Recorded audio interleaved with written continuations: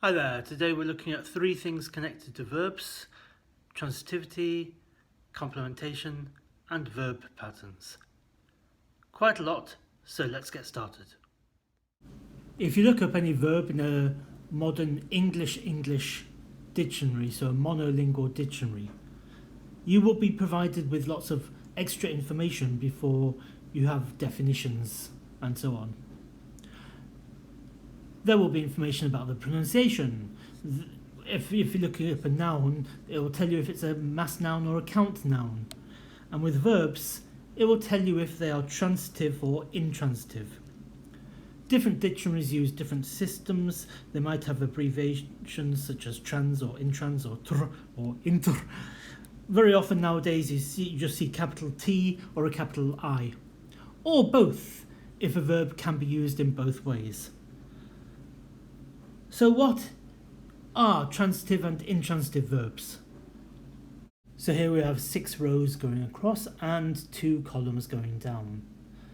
The left-hand column has transitive verbs and the right-hand column has intransitive verbs. Let's look at row number 1. I opened the door.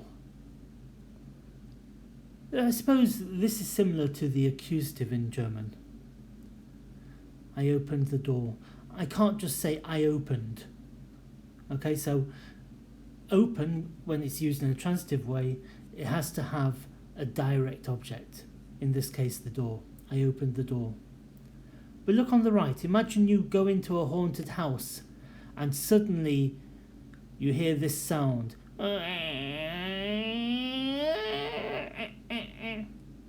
Or something like that. Oh my god, the door just opened. So by itself, the door opened. And here, open is being used in an intransitive way because it didn't open something. Okay. Line 2, you burnt the food. You can't just say you burnt.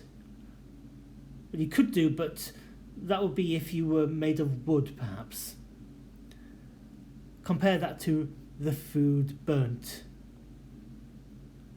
So that's something that happened to the food, but we're not talking about who did what to what. So open and burn can both be used in both a transitive way on the left and in an intransitive way. The same with number 3 as well. John left his wife.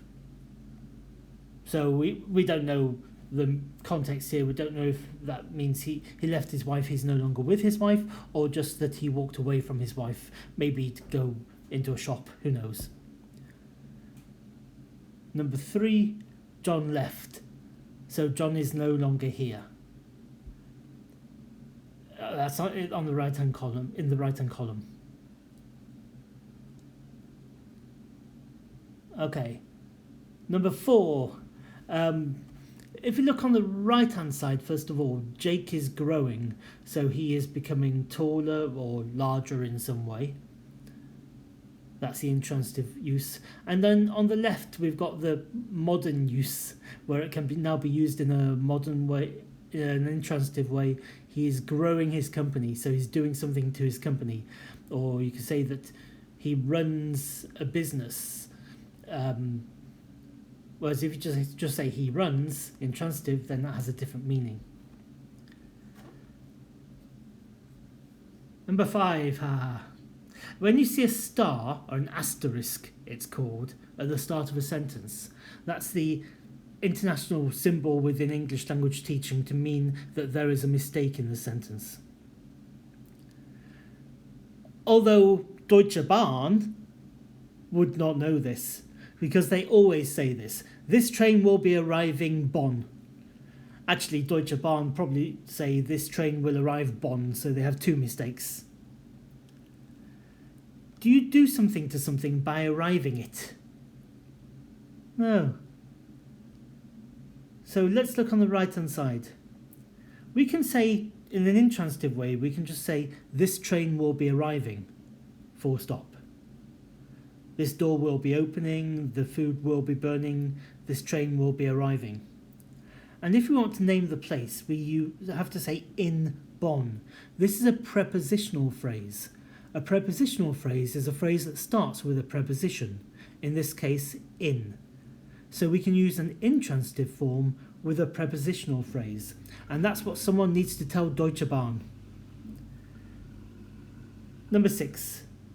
Tara sat the chair. No, obviously. We can say Tara, if you look on the right hand side, we can just say Tara sat. That's fine. But if we want to mention the chair, we need a prepositional phrase. On the chair. Tara sat on the chair. You might be thinking, hang on, David, can't you say sit and sat in the same way as put? It's like, yes, you could say Tara sat the chair on top of the other chairs.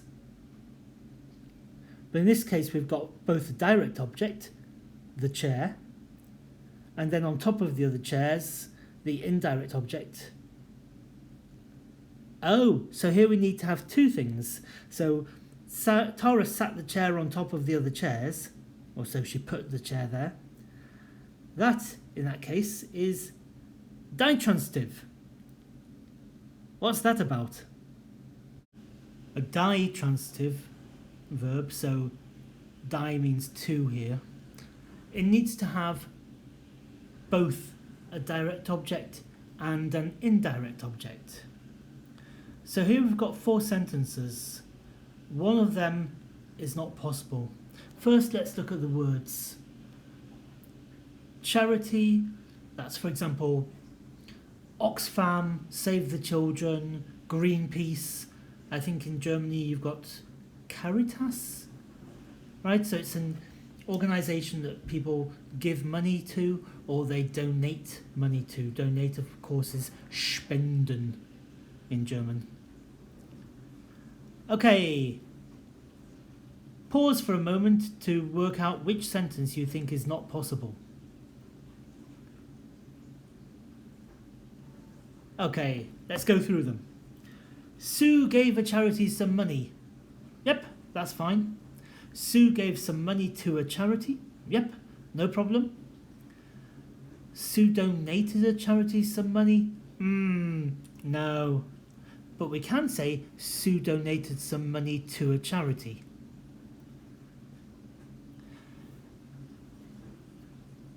So first of all, let's look at numbers 2 and 4. She gave some money to a charity. She donated some money to a charity. So here we've got, she gave some money, that's the direct object, and then to a charity, the indirect object. In number 1, she gave a charity some money. We changed the word order, don't we? So we've got the indirect object without the word to, a charity, and then we've got the direct object, some money. You'll recognise this kind of thing obviously from German, which has a similar kind of structure.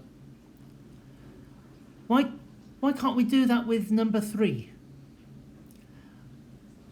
Very simply, the verbs where we can use both systems in English are typically verbs which come from Old English, the old Germanic words. So he brought, from bring, he brought me a book, or he brought a book to me. Both of those work. The word donate came from Latin or French or Church Latin or whatever, at a time in the Middle Ages when English had stopped allowing new verbs to use both systems. It's that simple. You just have to learn them as you go along, really. Okay, so while we're talking about word order, let's look at word order in more detail. So we could say, we sent a letter to the UN, the United Nations. Actually, in this particular case, because send is an old Germanic word, we can also say, we sent the UN a letter. But for this example, let's just stick with the to the UN part. What we cannot say is we sent to the UN a letter. With the second bullet point, we see this sentence. We sent a letter that had been signed by hundreds of thousands of angry people who could see no other means of peaceful protest than signing their names in agreement with what we had written to the UN. Oh God, that's a bit much, isn't it? So, a letter that had been signed by hundreds of thousands of blah blah blah. That's one very, very, very long direct object. In this kind of situation, it's perfectly acceptable to change the word order in English, as you can see in the third bullet point. We sent to the UN, so rather than having that at the end, we can now front that. Well, we can put it further forwards. We sent to the UN a letter that had been signed by blah blah blah blah.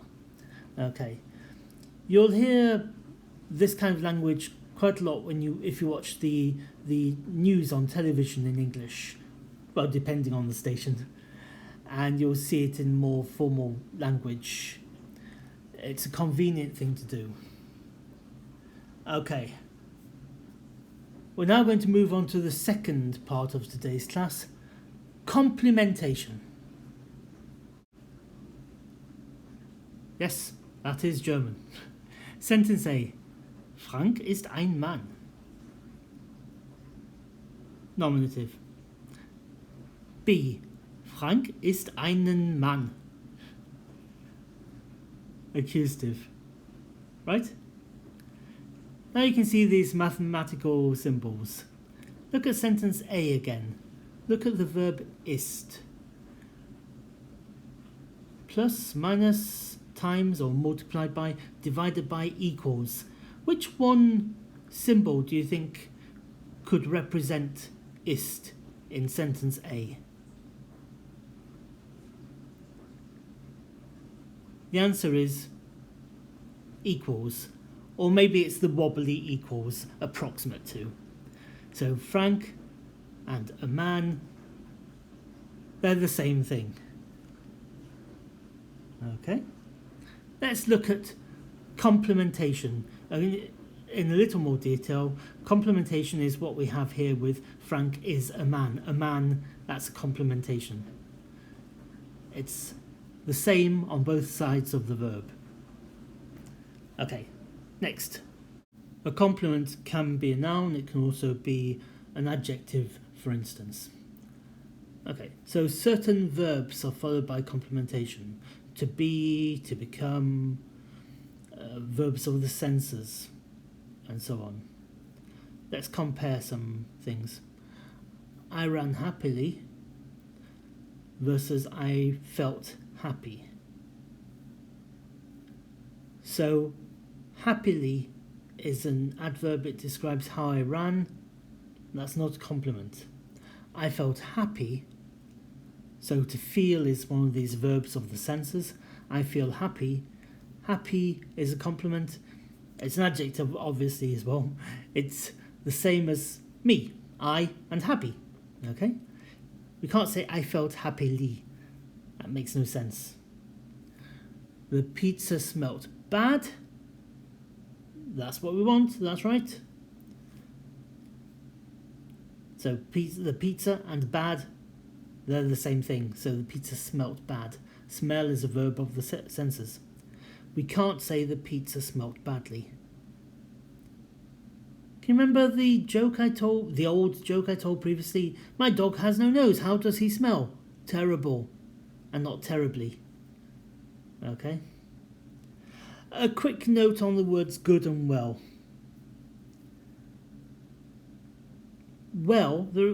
Well has different meanings, and not just a hole in the ground where you get water. Okay.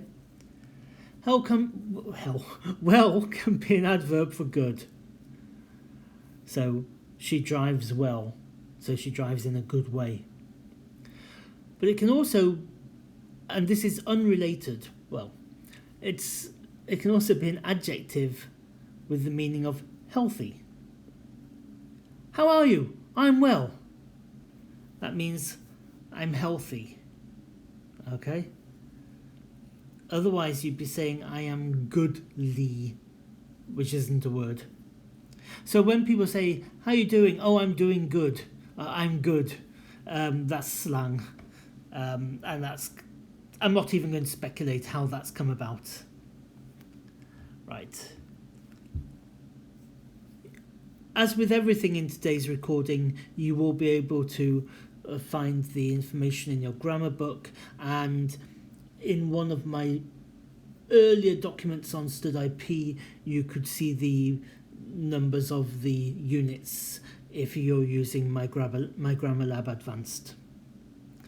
Okay, we're now going to move on to the third and final section of today's class, and that is verb patterns, also known as verb complementation. So verb patterns are quite easy. On the whole, you don't really need to think all that much, you just need to know. So verb patterns, that's what happens when you have two verbs in a row and one comes after the other. So what form does the second verb take? Well, it might take the infinitive with or without to, or it might take the gerund. Some examples with the infinitive: I can swim. It's a modal verb, obviously we don't have the word to there. We hope to visit them. We can't say we hope visiting them. No, it has to be the infinitive with to. She persuaded him to fly a kite. Strange sentence, but those are the words that came out of my head. Notice here we have to say she persuaded him to fly a kite. We can't say she persuaded to fly a kite. Okay, so persuade is clearly transitive.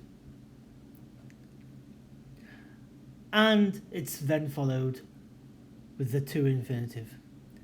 He decided to become a teacher. You can't say he decided becoming a teacher. As I've said before, you all know the word gerund from school. I don't know why they're so obsessed with that word. Let's have a quick look at what it is before we see how it's used. So it's a noun-like form formed from a verb. The equivalent in German might be something like Das Tanzen war schön. The dancing was pretty. Okay. Then we have some nouns which originally came possibly from the gerund. I'm not sure about the etymology, so a meeting, two meetings. My point is, this looks like it might be a gerund, but it's just a noun. When you have words such as training, though, you can't count training, okay? So you can't say a training, two trainings. A friend of mine works for an international organisation, and because they speak some kind of international English there, she's always saying, oh, I have a training tomorrow, even though we don't actually say that. Okay, let's look at some examples of the gerund as the second verb. We'll start with an example that people are always getting wrong. Cuthbert enjoys drinking beer. It is not possible to say Cuthbert enjoys to drink beer.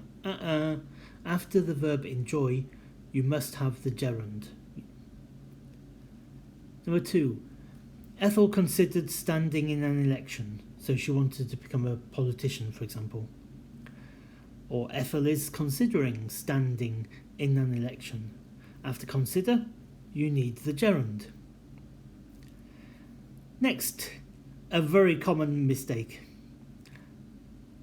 The verb is to look forward to. To look forward to. So the word to belongs to the first part of the verb. To look forward to is followed by a gerund. I look forward to meeting you, to seeing you, to hearing from you. It's always the gerund after I look forward to. And that's the same for I am looking forward to meeting you, seeing you, hearing from you. If there's a difference between those two, for example in a letter, some people think that I look forward to meeting you sounds more formal, and I am looking forward to meeting you sounds a little friendlier, a little more relaxed. That might be true. Who knows? Okay, we're now going to look at the verb to like. I like eating chocolate. I like to eat chocolate. Both are correct. It's often said that I like eating chocolate with a gerund is more common in Britain, and I like to eat chocolate is more common in America. Yet again, that may or may not be true. It probably is. From a British perspective, let's look at this third sentence. I don't enjoy ironing, or I can say I don't like ironing. So making my clothes flat. Right? I don't like ironing, and so I like to iron only one shirt at a time just before I wear it. What? I've just said I don't enjoy ironing. How can I then say, so I like to iron only one shirt at a time? Well, in this case, the word like, when I say and so I like to iron only one shirt at a time, has a different meaning. It means I prefer. So if I'm faced with a horrible choice, something I don't want to do, I can say like with the meaning of prefer. Anyway, I never have like on the exam because it's confusing, British, American, blah blah, but I'm just telling you this because it's probably a useful thing for you to know. We're now going to look at some more examples where the meaning changes depending on whether you use the gerund or the infinitive. I was walking down the street and I stopped to smoke. I was walking down the street and I stopped smoking. Two different meanings. I stopped to smoke means the same as I stopped in order to smoke. So I was walking without a cigarette, then I stopped, I got out a cigarette and lit it. I was walking down the street and I stopped smoking, so I was walking and smoking, and then I stopped walking, and then I threw my cigarette and all my cigarettes on my lighter away and said, that's it, no more cigarettes for me.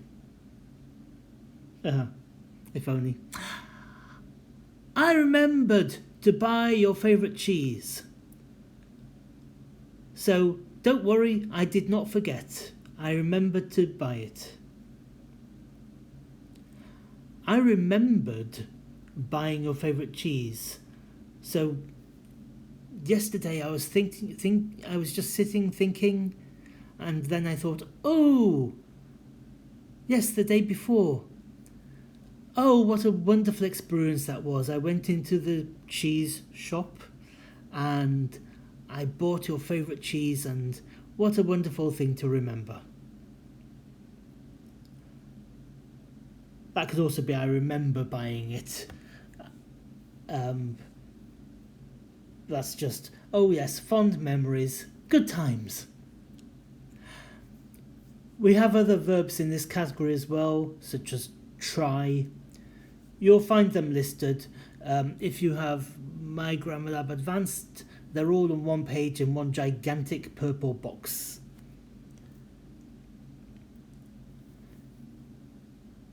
In fact, from whichever grammar book you're using, you'll need to learn lots of verbs which fit into these different categories. I'll talk about how to do that later on. But now, I want you to make sure that you have answered the questions on StudIP, because we're about to go through the answers now.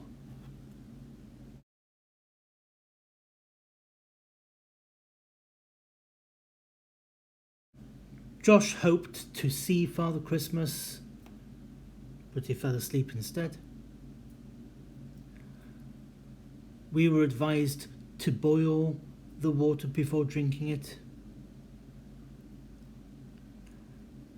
They stopped studying and went out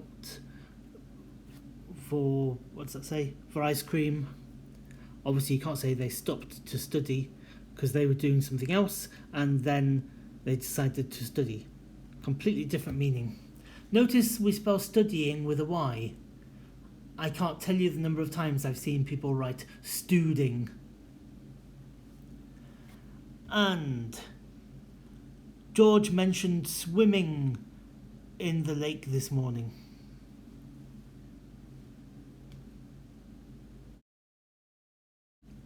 We're about to get the answers to exercises 2 and 3 both at the same time, coming now. Number 1. We left the station. That's fine because leave can be both transitive and intransitive, so we can do something to the station. And we departed from the station. From the station is a prepositional phrase starting with from. So we can have the intransitive we departed followed by from the station. But A is not possible. Number 2. Food tasted great and the food tasted good, A and C. But B, the food tasted well, so that would be no, because taste is a sense verb. Number 3, A, Helen avoided reading, that's a gerund, after avoid. That's easy. Exercise 3, try windsurfing if you want an adrenaline rush, yeah. You could also say try to windsurf with a slight difference in meaning. I'll let you find that out in the book. But the thing is that this sentence is correct, so you can't come up with another version. The pub became quiet, not quietly. Okay, that's incorrect. Gregory agreed to take the blame. Okay, after agree you need the infinitive with to. The parents sang their children a song. Yep, we can also say that the parents sang a song to their children, but with sing, it's one of those old Germanic words. You can have the word order this way around.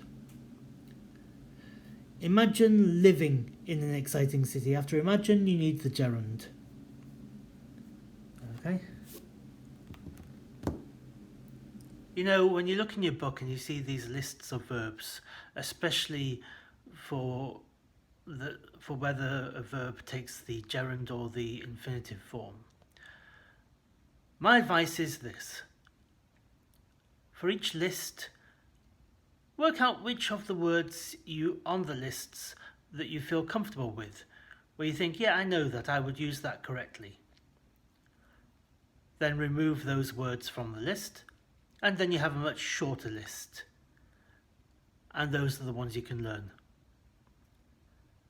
Okay, next week in the next class we have noun phrase modification and relative clauses. Bye.